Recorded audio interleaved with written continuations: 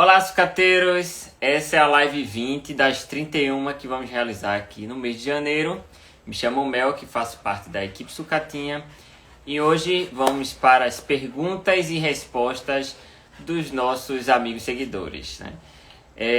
A gente fez isso na live 10, a questão de perguntas e respostas. Por quê? Porque a gente passou um conteúdo bastante denso, digamos assim, apesar das lives serem curtas.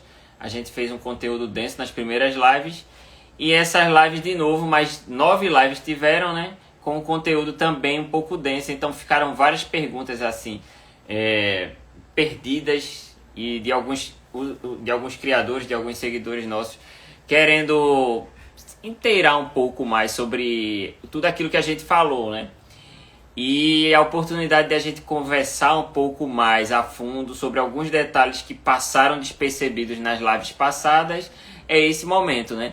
Então a galera que tem dúvida sobre algumas coisas que a gente falou nessas lives passadas, a gente vai tirar agora. Beleza, galera? Tô vendo a galera massa entrando aí. Tirei o bigode. Tirei o bigode. Vai demorar agora, eu não acho que eu não vou usar mais não. Sei não. Eu vou conversar com os meninos lá. Pode ser que a gente faça um padrão equipe Sucatinha, né? Volte a padronizar. Mas, enfim. Mas vamos falar de beta, né? Porque bigode aí... Bigode só agora no apelido. E aí... E aí, galera, beleza? Tô vendo aí o Davi. Tô vendo o Eric. Tô vendo José, Silvio. Oi, Aquarob aqui acompanhando. E aí, beleza, cara? Prazer ter você por aqui, viu? Gessiliano aí sempre tá nas lives, né? Gessiliano tá uma coisa séria. Eu tô gostando de ver a galera massa, sabe? Sempre participando aqui. Gabriel, a galera chegando. Enfim, ele já mandou, eu acho que algumas dúvidas aqui. Relacionadas, eu acho que logo no começo a gente falou um pouco sobre isso, essa questão da qualidade de água, né? E aí ele falou aqui, tem duas, né? A primeira, como reduzir a amônia, além da TPA. E 2 percebi que meus alevinos estão sem a pélvica. Isso aí é interessante, a gente debater um pouquinho sobre isso, porque isso é uma coisa comum. Assim, comum não tanto, né? Eu só quero dizer assim, que isso acontece, não é uma novidade eu escutar isso, é só isso. Mas não é normal isso acontecer no criatório, não. É raro, digamos assim. Mas acontece. Eu já tive ninhadas que teve esse problema, e enfim. Mas vamos lá. Reduzir a quantidade de amônia. Existem várias formas de reduzir o nível de amônia. E a gente tem que lembrar o seguinte. Existe o nível de amônia tóxica, certo? A amônia ela pode estar existindo ali, mas ela não chegou a um nível tóxico, que isso é uma questão mais séria, né? Então, quando você consegue deixar o nível dela baixo, né? O nível de amônia tóxico baixo, isso faz com que você tenha menos prejuízo ou menos problemas com o seu trabalho, né? Com os seus peixes, com os seus animais. Então, por isso da pergunta aí do Gessiliano, para quem caiu de paraquedas e não está sabendo o que é amônia, já fique ciente, aí vai nas primeiras lives, a gente fala sobre essa questão de qualidade de água e tudo mais. Então, existem formas que seriam, por exemplo, a filtragem seria uma forma de troca de água, você pode fazer um sistema de recirculação e tal. Isso, assim, apesar da gente, digamos assim, que mora mais na parte quente do Brasil, na parte mais tropical, no Nordeste, enfim, áreas que são mais tropicais, a galera que cria beta geralmente é mais aventureira com relação a isso. Não estou dizendo que é o certo, não estou dizendo que é o errado, a gente não utiliza, né, o filtro, a filtragem. E aí, por que eu estou dizendo isso? Porque se a gente for para o lado, por exemplo, Alemanha, alguns juízes do IBC, por exemplo, que criam lá na Alemanha, Estados Unidos e tal, e enfim, por aí afora, a galera que cria em locais frios, eles geralmente têm um sistema de recirculação ou tem um sistema de filtragem. Por quê? Porque eles precisam manter também a água com a temperatura ideal, porque lá varia muito, né? Então geralmente eles fazem um sistema e eles colocam já um termostato, alguma coisa para aquecer a água ali, e faz com que eles consigam manter aquele padrão de crescimento dos animais muito parecidos com a gente. Por quê? Porque a questão da temperatura e amônia são os fatores assim extremamente importantes para o desenvolvimento ser mais rápido, né? É a alimentação também. Mas a temperatura ajuda no metabolismo, né? Então a questão de você manter a temperatura sempre no mesmo valor, digamos assim, faz com que essa constância mantenha uma certa a imunidade, digamos assim, do peixe melhor, porque ele não tem estresse com a questão de troca de temperatura, choque de temperatura e tudo mais. Então, mas a amônia, para eliminar ela, ou você retira parte da água, ou você trata essa água. Para a galera que não sabe, a amônia ela é gerada por detritos, digamos assim, que ficam no aquário, coisas que estão se degradando, alimentos que estão se degradando. O animal também, ele também ele elimina, né? Ele gera, na verdade, a amônia. E isso, assim, existem vários fatores que fazem a amônia começar a ficar numa situação crítica dentro do aquário.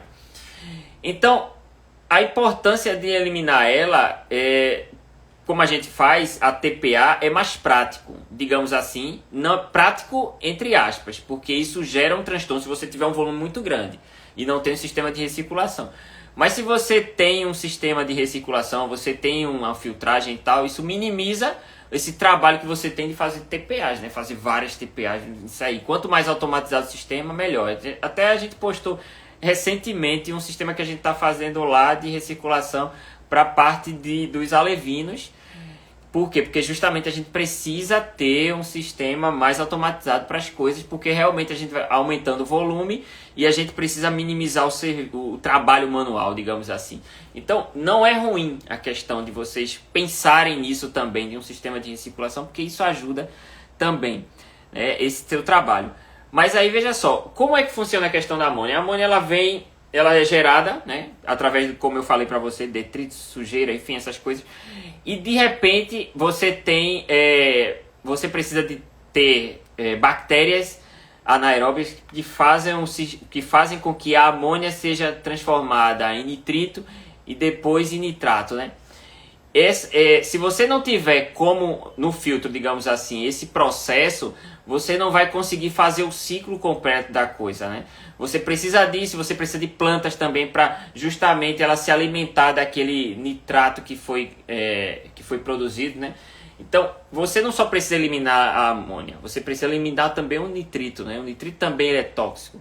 E aí você tem esse processo que ele é o ciclo da amônia, né? Que a gente precisa conhecer, na verdade. Eu acho que todo aquarista é importante conhecer isso. Eu acho não, tenho certeza, sabe? Se vocês estão iniciando, pesquisem sobre o ciclo da amônia, porque é essencial isso, sabe? A gente, quando iniciou, a gente não sabia dessas coisas. E muitos erros que a gente cometeu foi porque a gente não sabia. Então, hoje eu posso dizer que isso é extremamente importante. Então, para vocês que estão iniciando, vocês já estão pegando a coisa mastigada, que eu estou dizendo assim, cara, isso te ajuda. Isso evita que tu erre lá na frente. Então, isso aqui é uma dica de ouro que, na verdade, assim, tá aí na cara da gente, porque a internet tá mostrando o tempo todo. Mas a gente não se atenta porque acha que simplesmente a gente precisa fazer só aquele manejo e tudo mais. Então, prestem atenção nisso, lembrem-se disso. Existem essas formas e aí vocês decidem quais são. Pesquisam pela internet várias outras formas, mas TPA é básico, TPA, TTA e filtragem é as formas, né? E a outra dúvida dele aqui é os alevinos sem pélvica, né? Poxa, eu já falei sobre isso em lives passadas, sobre a questão de, às vezes, a incompatibilidade genética entre o pai e a mãe. Quando você tem um casal que tem uma certa incompatibilidade, isso pode gerar problemas nos alevinos. Isso pode ser vários fatores, pode ser coluna torta, isso pode ser ausência de pélvica ou de outro tipo de nadadeira, encurtamento do corpo do animal e outras coisas mais. Então, redução de membrana, né? Porque, assim, nem sempre a redução é por seleção, às vezes a redução ela é causada por uma falha genética também. E outros fatores mais. Então, a gente precisa, por exemplo, escamas bagunçadas. Eu não sei se vocês já perceberam, né? Mas as escamas elas têm uma sequência, né? Elas parecem uma rede, né? E aí quando elas têm aquela malha bem certinha, digamos assim, às vezes ela pode estar com algum problema, a escama ela pode estar é porque é bom com a imagem, né? Você ter a escama ela de uma certa forma que ela não está seguindo aquele alinhamento uniforme, sabe? Então, quando ela não segue aquele alinhamento uniforme, é porque às vezes o peixe é muito extremo, né? Ou é uma questão de genética que aconteceu. Então, às vezes o macho pode estar carregando essa genética ruim, e aí você não sabe. Às vezes comprou um peixe muito bom, mas ele está com a genética. E aquele peixe exclusivo, ele está com um problema. Porque você tem lá, sei lá, 100 peixes. Daquilo ali, você, todos, digamos assim, tá perfeito. Assim, não tem como garantir. Pode ser que um daqueles tenha alguma falha que vai passar para os alevinos e você não sabe. Porque é genético. E genético a gente não vê. A gente só consegue saber se a gente fizer um exame de sangue. Ninguém faz um exame de sangue no beta. A gente, pelo menos, criador assim, meros mortais, digamos assim, nem no laboratório nem nada, a gente não faz isso, né? Então, se tivesse essa possibilidade, seria fantástico, né? Mas a gente não tem. Então, pode ser que o peixe tenha algum problema lá. E aí você não sabe. Aí quando você reproduz, aí causa aquilo, né? Causa que os alevinos tenham algum problema. Por exemplo, a ausência de pélvica que foi citada. Então, isso pode estar... O macho pode estar carregando. Tanto da fêmea pode estar carregando. Pode algum ter passado também, ter colocado. E algum daqueles dali trouxeram isso. Ou simplesmente na hora da cruza dos animais, eles afloraram, digamos assim. Se você cruzasse aquele macho com outra fêmea, talvez não aflorasse esse problema, ou a fêmea com outro macho também não aflorasse, enfim. Mas aí é aquilo que eu falei na live passada, dá uma olhada nas lives iniciais aí sobre a questão de casais, seleção de macho e fêmea, não sei o que. Tem aí umas lives massa logo no começo que a gente fala mais sobre esses assuntos. Beleza? Eu tenho outras dúvidas aqui. Deixa eu ver uma coisa aqui.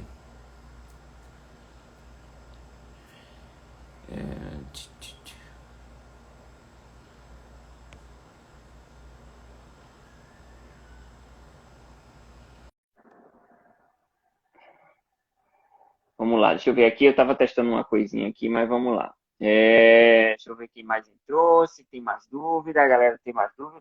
Eu estou gostando de ver porque vocês não estão com dúvida aí, sabe? Aí assim, eu fico boa aqui, só olhando para a cara de vocês. Vocês estão sabendo tudo aí. Se quiserem entrar aqui na live hoje, eu vou deixar aí para alguma oportunidade para alguém, talvez aí, falar alguma coisa aqui, quiser entrar, conversar alguma coisa. Vamos lá, vamos lá. Deixa eu ver, eu tô correndo aqui os comentários que foram vários enquanto eu tava falando, né? Então, queria discutir uma coisa, o problema da bexiga natatória. Como resolver? Eu estou usando uma forma de 2 anos aqui, sempre funciona, mas sempre que falo muito, cai, matando a pauladas. Eu não estou entendendo aqui. Tu tem fórmula para eliminar o problema da bexiga natatória e toda vez que alguém diz isso é o Igor dizendo. Toda vez que diz, alguém diz que é ruim, é? É isso? Confirma aí para mim mais na frente. Deixa eu ver aqui. Tem gente que teima em muitas coisas, criação. Sempre vai ter em tudo na vida, né? Sempre vai ter alguém que teima. A gente também tem, eu teimo muito, né? Vi algum lugar que poderia ser avidez, deve ser acidez. Se o que? É a questão de não ter pélvica? Não sei o que é, porque ficou aleatório assim. Como tô lendo agora os comentários, eu perdi um pouco isso. Porque alguém de São Paulo, capital, vendendo beta aí, ó. A galera que for de São Paulo aí, procura o rapaz. Sim, eu uso Luftal, né? Eu entendi.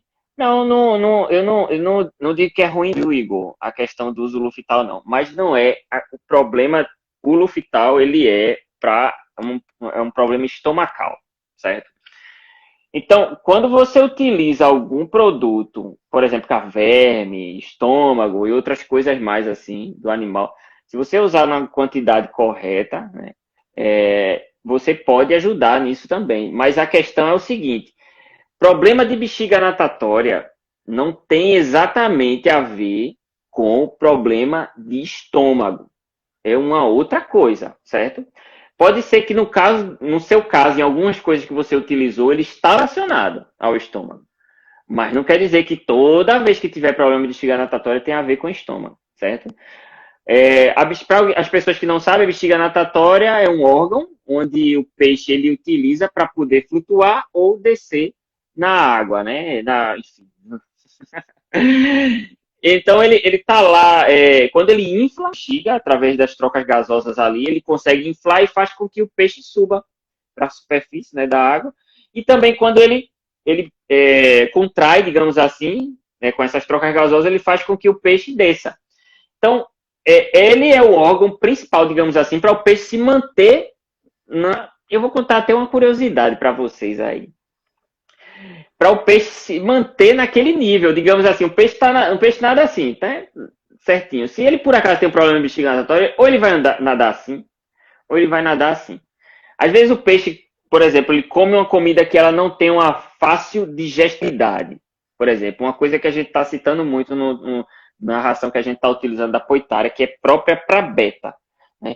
A gente não tem visto isso, por exemplo. Então, o peixe, quando ele come aquela ração, se ele come demais, aí é que tá.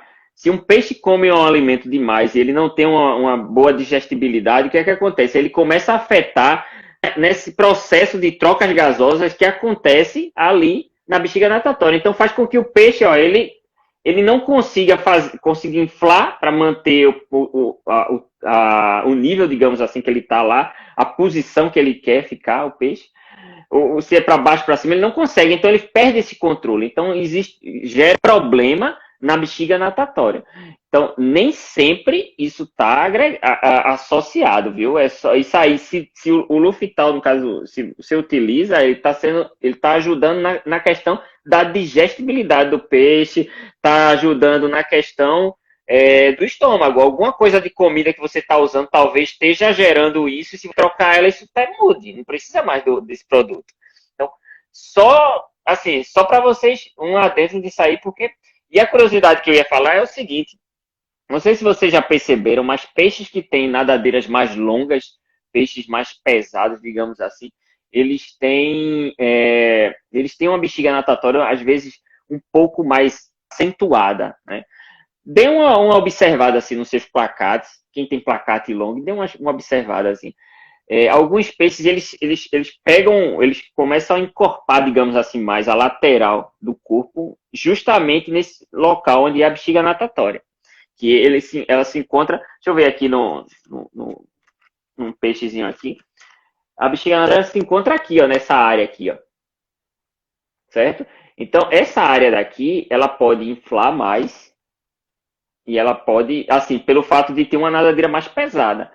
Aí o que é que acontece? Por quê? Porque ele tem que manter o equilíbrio. Então o peixe tem a nadadeira maior, então ela vai puxar o peixe para baixo para ele ficar assim, a cabecinha para cima, mas aí ele tem que equilibrar. Aí, de tanto esforço, digamos assim, ao longo da vida dele, ele começa a fazer com que aquela bexiga natatória ela ganhe um volume maior.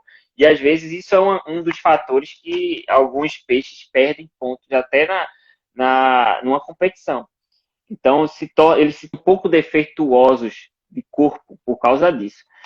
Eu nem tenho aqui um peixe que mostrasse mais ela, sabe? Se tivesse. Deixa eu ver aqui se a galera mandou mais dúvidas. Não vou bater muito em cima desse assunto, não vou ficar muito técnico, não. Deixa eu ver. Minha água tem pH 8,4. As betas até agora estão bem. Porém, pode existir algum problema na criação por conta desse pH alcalino. John, vê só, amônio nitrito zerado, beleza, vê só. O beta, isso eu falei nas lives passadas também. O beta, o beta que a gente trabalha é um beta, a gente chama de beta doméstico. Ele não é só o beta splendens, ele é a mistura de vários outros selvagens. Por causa disso, você consegue, de certa forma, até criar um peixe num pH. Eu tenho colegas aqui que criam um pH em 5.0, sabe? É uma coisa de louco, mas tá lá, os peixes desenvolvem e tá lá, certo? E a gente tem esses casos como você, assim, de 8.0 acima disso, e a galera tá lá levando os peixes, certo? E existem transtornos, podem existir para algumas linhagens mais que outras, podem, evidente. Mas a questão é a seguinte: eu estou criando um peixe de linhagem. A probabilidade de eu passar esse animal para outra pessoa é muito grande, né? Então, se eu vou passar esse peixe para outra pessoa, se eu tenho um pH muito elevado ou muito baixo, quando eu passar para essa pessoa, esse peixe ele cresceu num ambiente diferente, com um pH muito diferente do que ele vai ficar. Essa mudança, se não for bem feita, o peixe pode sentir um choque de pH e ele pode ter problemas sérios. Porque o pH ajuda as moléculas, digamos assim, como é que eu chamo? Das proteínas e tudo mais, elas funcionarem de um jeito perfeito, sabe? E num pH isso pode mudar. Ela, em vez de encaixar assim, ela gira, ela distorce mais. Então, não é uma coisa tão interessante, sabe? O interessante é você manter um pH que a gente diz que é o pH neutro, porque justamente a gente corre menos risco. E outra coisa, você disse amônia zerada e nitrito zerado. Se eu tenho uma amônia zerada num pH de 8 ponto alguma coisa, caso você tiver um errozinho aí, a amônia vai dar um pico rapidinho. Por quê? Porque a amônia no pH alcalino, ele dá mais problema do que no pH ácido. Então, você que tem teste aí, você sabe que você vê a amônia num pH ácido, assim, para dar um pico é muito difícil, sabe? Então, quem está criando num pH ácido, ele pode até se dar bem, digamos assim, na criação em vários aspectos. Mas outras coisas também são ruins. Por exemplo, doença pode surgir mais fácil no pH ácido e no alcalino não. Reprodução no pH muito ácido é mais complicada do que um pH alcalino, porque os espermas eles se movimentam melhor em pH mais alcalino. E, enfim, aí por aí vai. Então, assim, existem vários fatores que poxa, é melhor você deixar no neutro, sabe? É melhor, mas que pode dar certo, pode. Mas aí vem o depois. E aí, como é que vai ser o depois? Quem é que vai pegar esse peixe e tudo mais? Então, o ideal é esse, né? É o que a gente aconselha, né? Mas aí a escolha é de vocês, né? Amigo, tem uma fêmea que é cheia de saúde, mas na lateral esquerda dela parece que ela está ovada. Mas do outro lado está normal. Porém, o opositor confirma que ela está ovada. Que pode ser. Rapaz, aí tu me pegou, viu? Aí tu me pegou. Só olhando uma fotozinha dela para ver realmente isso, se é um tumor, se é um abscesso, algum, sei lá, não sei, alguma coisa pode estar gerando ali, só olhando foto. Não dá para dizer assim de cara não, que é não. Deixa eu ver. Será que dá para estar acumulando ovos de um lado só? Assim, a gônada do peixe é uma coisa só, certo? Então, o local onde ficam os ovos ele não é bipartido, não é uma coisa de um lado do outro, não é assim, sabe? Se tá lá de um jeito que parece que tá mais de um lado do outro, uma falha aí, talvez até genética, às vezes acontece no ser humano, a pessoa ter, sei lá, um estômago, o abdômen de um jeito, né, que não é tão normal, que não é tão natural, enfim, é, tem que ver, não vai dizer assim não. Cadê? pH interfere no metabolismo. Olha, João Franz aí, ó. Grande João Franz, aí ele falando aí, ó. Entendeu? Então, assim, o pH realmente é uma coisa que, se você deixar mais no neutro, a chance de você ter mais sucesso com relação a tudo é melhor. Agora, como eu disse, existem várias pessoas criando em pH, está dando resultado. Em pH alcalino está dando resultado. É assim, eu vou chegar e vou dizer assim, ó, está completamente errado. É complicado, né? A gente tem que ver que realmente, assim, ele está tendo sucesso. Mas e aí depois, sabe? Isso pode ser que você gere animais que não vivam tanto tempo, certo? E isso só você analisando isso, né, mais a fundo para chegar e dizer, confirmar. É complicado isso, certo? Galera, tem mais dúvidas sobre outras informações que foram passadas? A gente falou muito sobre nadadeiras, né? A gente falou muito sobre nadadeiras nas lives passadas. Vou dar um spoiler para vocês. Amanhã a gente vai estar falando sobre DT e o uso deles para melhorar o que ele pode trazer de transtorno, digamos assim, para as linhagens, se a gente não souber trabalhar com eles. Já tô soltando um spoiler de amanhã, viu?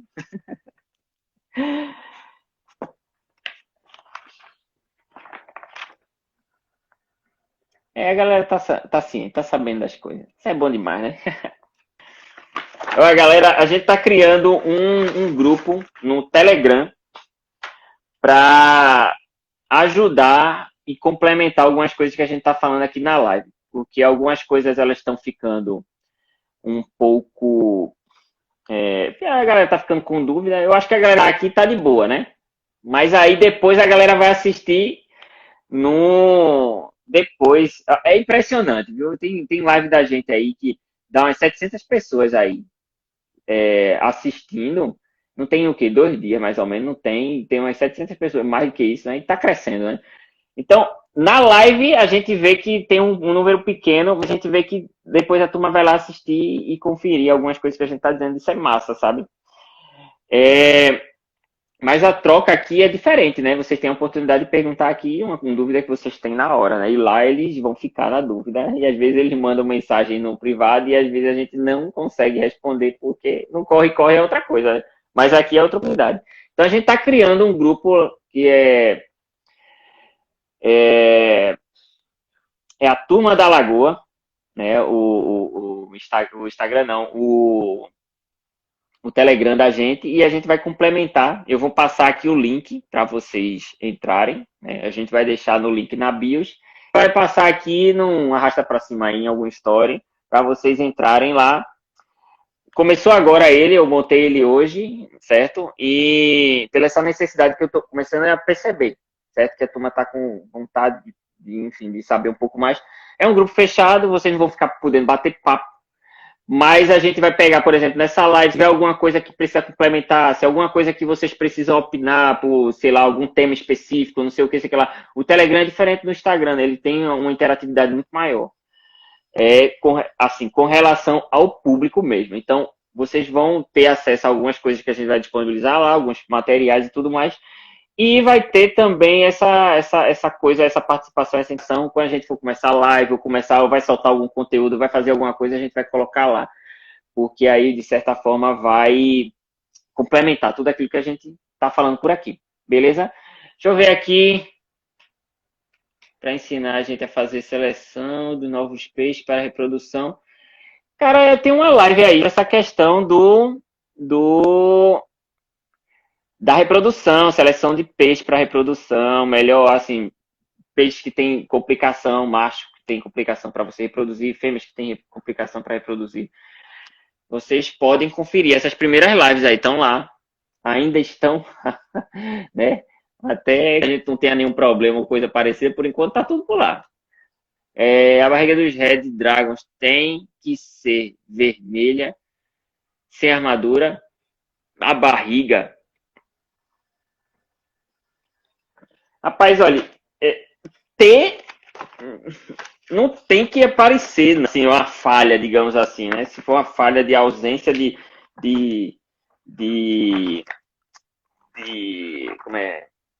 guanina, né? De armadura.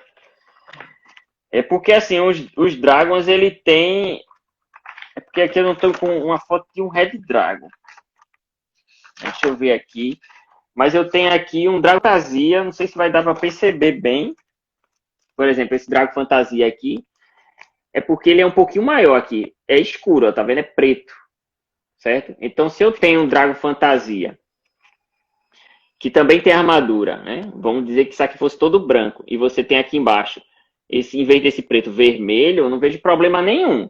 Agora, você tem uma ausência assim, como um samurai, certo? Aí você já tem uma outra classificação, você já tem uma outra coisa, você já tem um outro... Já é outra coisa, certo? É diferente. Se for uma coisinha bem pouquinho embaixo, tá de boa. Sabe que é difícil fechar até embaixo mesmo. Não é? Esse peixe tá fechado. até embaixo. Mas esse aqui é porque tá ruim a imagem, mas ele não tá. No finalzinho ele não tá. Então, se fosse vermelho aquilo ali, estaria aparecendo vermelho sem nenhum problema. Deixa eu ver aqui. Fala um pouco sobre Red Samurai. Nunca tinha visto. Cara, Red Samurai não é tão novo assim, não, viu? Galera que tá chegando talvez seja, claro, evidente, é novo, né? Mas o Red Samurai não é antigo. Inclusive, eu tenho uma postagem que eu acho de 3 anos de um peixe Dragon Fantasia que a gente já estava trabalhando com essa genética de samurai, que na época eu não sabia, né, que assim ia ser dado esse nome, digamos assim, para essa falha. E ele era um Red Dragon Dark, digamos assim, mas ele tem armadura azul. Então, ele tem no meu Instagram, não tá no equipe da Sucatinha não, tá no meu Instagram essa postagem. Eu posso até postar depois lá no da Sucatinha. E aí, assim, era o padrão que eu dizia assim, Oxin, isso aqui é que a galera tá chamando de samurai. E eu já tinha isso, logo no começo do trabalho do Dragon Fantasia, sabe? Eu tinha um fantasia que era um Copper, um Black Copper, Red Dark, né? Digamos assim, não era um Black mesmo, não. Que ele tinha essa falha já assim, essa em cima, sabe? E ele tinha uma coloração puxando pro dourado, era fantástico. A gente tem vídeo disso também. Então isso faz o quê? Uns 4, 5 anos atrás. Então, essa falha ela não é nova, a falha é antiga, certo? O Red tanto pode ser Black Dragon, com essa falha de armadura, que eu digo falha é só na região abdominal, certo? Porém, ele é fechado full mask. É uma das coisas que caracterizam o samurai. Inclusive, se vocês verem algum artigo do IBC, a Sabrina ela fala sobre isso, que é uma das juízes lá da Alemanha, e ela fala justamente sobre a questão dos peixes serem fechados na cabeça, que isso surgiu desde a época dos Black Dragon, né? Então, essa coisa de fechar a cabeça full mask é uma coisa que é uma genética diferente da genética da falha do abdômen, de ausência dessa guanina no abdômen, certo? Você pode ter a cabeça fechada e falha no abdômen, como também, que era uma coisa mais comum, você ter o peixe todo fechado no abdômen e não ter o full mask, certo? Isso era uma coisa que era completamente normal, mais comum, digamos assim, era os peixes não fechar full mask e fechar no abdômen. Hoje a gente já consegue perceber que a genética do fechado full mask é diferente da genética da falha do abdômen. Então você consegue trabalhar, os samurais que a gente tem lá, a gente trabalha o Mamba e o Samurai, você vê que eles pigmentam de uma forma diferente do Dragon, do Black Dragon normal. O Black Dragon ele vai fechando por completo mesmo, ele não fecha aqui primeiro, ele fecha aqui, ó. Ele vai fechando e depois ele vai fechando a cabeça.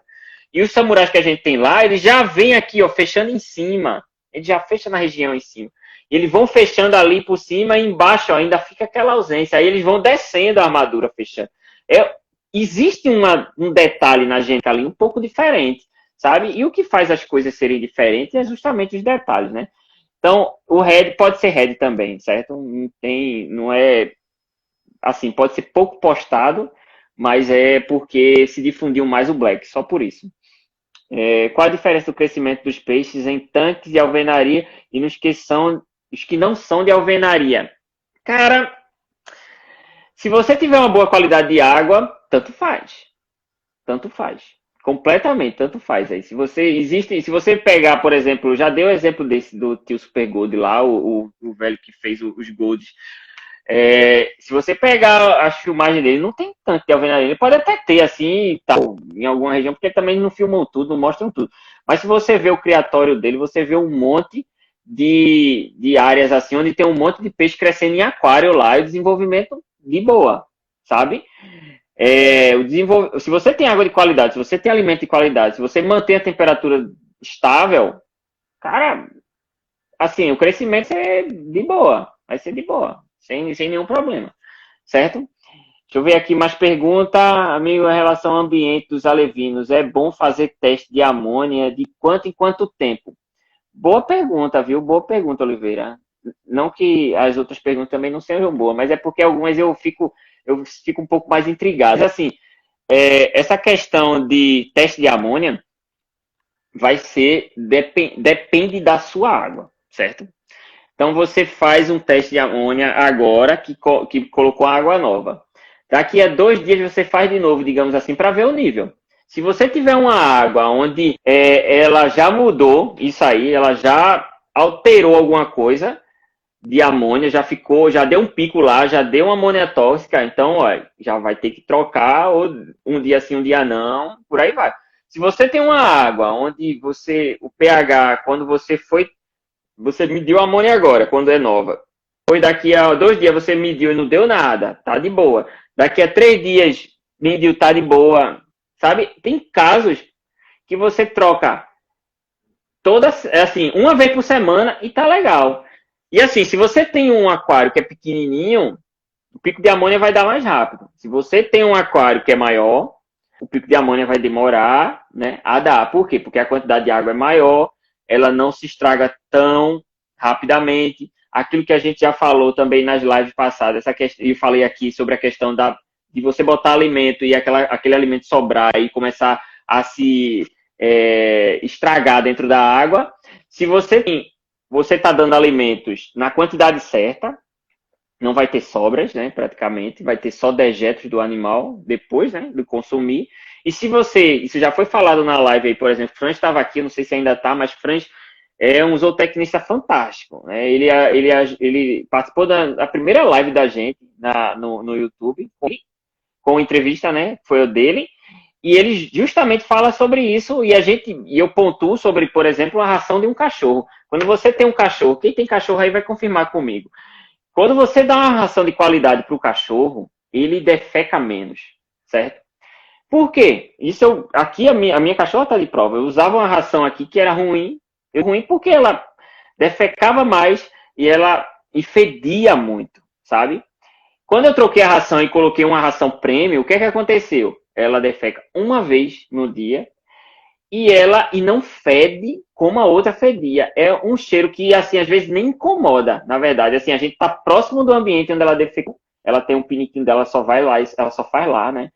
E aí ela vai, defeca, a gente às vezes está do lado e a gente não sente aquilo. Mas tem momentos que às vezes a gente dá o petisco, dá outras coisas e isso faz com que dê uma desarranjada. Mas a ração boa, ela é tiro e queda, sabe? Então, vocês vão ver, se vocês utilizarem um tipo de ração que eles defequem mais, por exemplo, rações com muita proteína, que não tem outras coisas que o peixe vai absorver como benefícios, então ele vai defecar mais. Vocês vão perceber isso. E se você usar uma ração que ele consome praticamente ela toda, você vai ver só um fiozinho lá, uma besteirinha e tal. Então, é isso, gente. Então, você ter um pico de amônia depende de vários outros fatores. Então, cuidado só nesses detalhezinhos, beleza? É, é isso aí, galera. Eu tô vendo aqui a galera confirmando. Deixa eu ver aqui só quem vai mudar muito é o pH. Isso eu acho que o Flávio está falando da questão dos tanques de alvenaria, né? Realmente pode mudar, né? E depende do material que você usou nos tanques de alvenaria, né? Se você usou um material onde realmente deixa mais alcalina, você tem a gente chama de trato nos tanques antes de colocar peixe lá, que é para tentar ver se não muda muito o pH. Eu não sei se vocês já perceberam isso, né? Quando a gente coloca, por exemplo, uma caneta dentro de um aquário, dá um exemplo assim, vou botar dentro do aquário. Se você deixar ela lá, sem peixe nem nada, deixa uma caneta lá. Depois de um certo tempo, ela vai ficar coberta por um filme. Não sei se vocês já perceberam, que se chama um filme biológico. Ele vai cobrir aquilo ali, ela fica meio lisa. Vocês já perceberam isso? Então, no tanque de alvenaria, ou em qualquer tanque, em qualquer aquário, enfim, vocês vão perceber que existe esse filme que é gerado, digamos assim, ao redor, enfim, no local onde está a água, né, depois de um certo tempo. Quando você faz isso nos tanques de alvenaria, né, quando você deixa lá, por exemplo, por um bom tempo a água lá, você tem folha de castanhola, folha de bananeira, sei lá o que, você cria uma biologia ali, uma biologia não, você pega a água e começa a gerar muito esse filme, você começa a deixar com que esse filme ele protege de certa forma para que essa reação química que tem da água com o concreto minimize. E aí, essa mudança de pH é um pouquinho diminuída. Ela chega até às vezes a zerar, dependendo da água, dependendo da dureza da água e de outras coisas mais, enfim. Mas aí você tem essa questão que pode ajudar. Então, antes de colocar os peixes, a gente, quando fez tanque de alvenaria, a gente teve esse cuidado de deixar muita planta, de deixar lá por um bom tempo sem peixe algum, e depois a gente soltou uns peixinhos perdidos, né, para ver como é que eles iam se comportar e tal, a gente fazendo teste, as coisas, claro, evidente. E aí a gente viu que a coisa estava indo bem, a gente começou a soltar os peixes lá. Então, tem isso, sabe, gente? A gente tem que ter esses cuidadozinhos aí, tem que dar uma lidazinha, pesquisar um pouquinho mais. É isso aí, ó, Lendo confirmando aqui, ração boa, é top. O André aqui do canal Aquarob também confirmando aqui que é verdade esse negócio, né? O animal absorve mais nutrientes e excreta menos. Foi isso que eu falei da questão da ração, certo? Então, alimento vivo, quando ele geralmente ele excreta menos. O animal, às vezes você solta um monte de DAF, ele come e excreta bem pouquinho, sabe? Artêmia também, e por aí vai. Então, esses alimentos que eles são de fácil digestibilidade, eles são mais fáceis de assimilar, digamos assim, pelo corpo do animal, eles defecam menos, né? Então, gente, eu acho que foi bom o papo aqui hoje, dessas dúvidas. A galera, se tiver alguma dúvida a mais aí, eu posso responder só mais uma. Eu vi aqui uma que Aquas. Deixa eu ver, Aquas. Esse nome aí ficou legal aqui. Penature, né? Eu não sei, eu não sei dizer não, tá meio em inglês aqui, eu não sou muito bom no inglês não. Cauda ratada, como recuperar, tá? A gente vai falar um pouquinho ainda no outra live sobre sanidade. Hoje a gente tá tirando umas dúvidas assim em geral, porque a gente passou muito conteúdo e a gente tá aproveitando. Mas a gente vai ter uma live sobre essa questão de sanidade. Aí, o que é que acontece? Eu tenho um peixe ratado. Depende do nível do corte que ele teve na nadadeira, né? Se for um corte muito grande, nem sempre ele consegue ser recuperado, certo? Às vezes vai ficar com aquele ratão pro resto da vida, né?